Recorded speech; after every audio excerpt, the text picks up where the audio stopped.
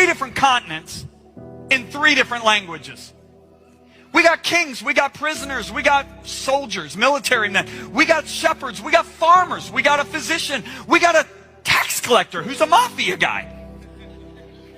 And you put all these guys' books together over 1,500 years. Now, many of them lived in different generations and don't know what the other guy wrote. You put them all together and you get a perfectly harmonized book. Do you know what that's like? That's like looking at 40 different writers over the last 1,500 years and saying, write a chapter of a novel, putting the whole thing together after 1,500 years and having it make any sense. But not only that, it gets even better. If you look at the Old Testament's 39 books, written over 1,100 years. And the last book of the Old Testament is written 400 years before Jesus is even born. I mean, go back 400 years from right now. There's no Atlanta Braves. You don't even have the Falcons yet. You don't have the United States. I mean, the Pilgrims just got on the boat. That's a long time.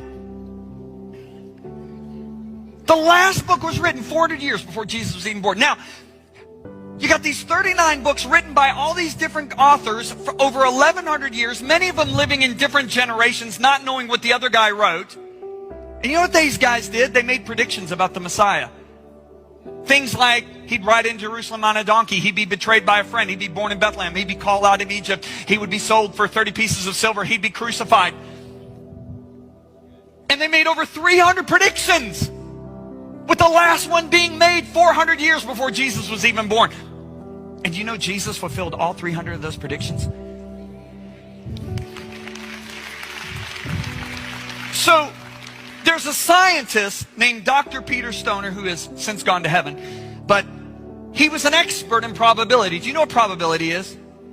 If I have a 5-gallon paint bucket and I have 9 white tennis balls and I have 1 yellow tennis ball and I shake them all up and I blindfold somebody and I say reach in and grab 1 ball, the chance of them picking out that 1 yellow tennis ball is 1 in 10. Well, he's an expert in this. So Dr. Stoner wants to know, what is the probability that anybody can fulfill these prophecies? So he doesn't do the work himself. He employs 600 science students from 12 different classes. And they spent years of research. Not years, they spent months of research. The National American Scientific Council reviewed their work and said not only was their work accurate, but it was conservative. So what I'm about to share with you is conservative. Please remember that. So they said, all right, what are the chances that any human being in the world, from the time of the birth of Christ until the end of the second millennium, 2,000 years, could fulfill just 8 of the prophecies? So here's the 8 prophecies they chose. Christ to be born in Bethlehem. That's Micah wrote that. Christ to be preceded by a messenger. Isaiah and Malachi in different generations wrote that. Christ to enter Jerusalem on a donkey. Zechariah in a totally different generation wrote that. Christ to be betrayed by a friend. The psalmist in a completely different generation wrote that. And there's the rest of the 8. They took those 8 prophecies, said, what's the chance any human being over 2,000 years could fulfill those 8 prophecies? You know what after all their calculations, you know what the chances are? 1 in 10 to the 17th power. Now, what in the world is that?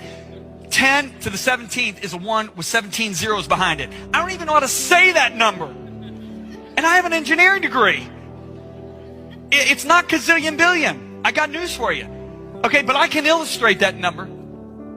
If I have that many silver dollars, I have no place on earth to store them. I have to just spread them out all over the ground. And if I have that many silver dollars and I spread them out all over the ground, I will cover the entire state of Texas 2 feet deep with those silver dollars. Now, gather them all in, mark one of the silver dollars. Shuffle them all up, redistribute them all over Texas, blindfold a guy in Oklahoma, put him in a helicopter, start flying over Texas. Remember, it takes 2 days to drive through Texas. At any point, he can say, let down. Then he gets out of the helicopter, still blindfolded. The chances of him picking up that 1 silver dollar is 1 in 10 to the 17th power, which means that is the chances that any human being could have fulfilled 8 of those prophecies. Yet Jesus fulfilled all 8 prophecies.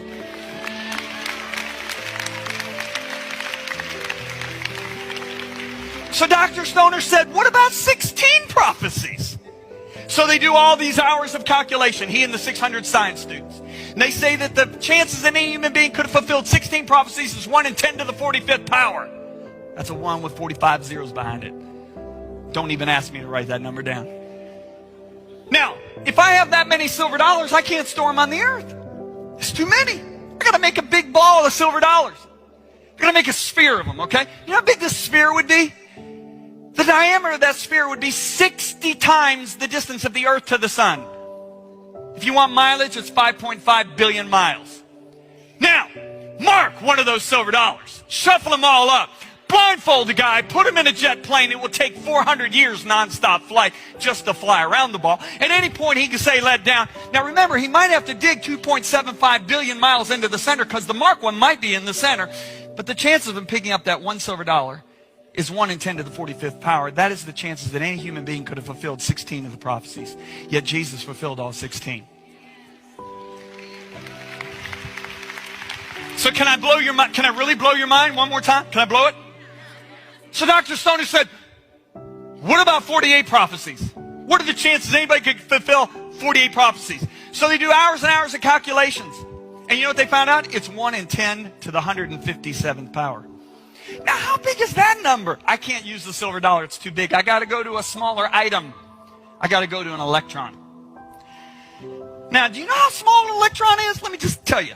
If you got a 1-inch line of electrons, straight line, 1 inch, and I start counting tonight, and I don't go to sleep, I will count, if I count 250 per minute, it will take me 19 million years to count that 1-inch line of electrons. Now, if I have that many electrons, 1 in 10 to the 157th power, I got to make a sphere of electrons. You know how big the sphere would be? It would be as far as man has ever seen into space. 13 billion light years. Now, mark one of those electrons. Blindfold the guy, put him in a space shuttle, send him into space. At any point, he can say stop. The chances of picking out that one marked electron is the chances that any human being could have fulfilled 48 of those prophecies. Yet Jesus fulfilled all 48.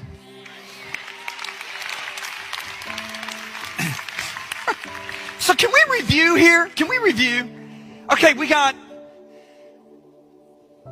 39 books written over 1,100 years by all these guys. Many of them don't even live in the same generation. They make these predictions about the Messiah, with the last one being 400 years before he was even born. And Jesus fulfills all 300? And you tell me the Bible doesn't apply to today?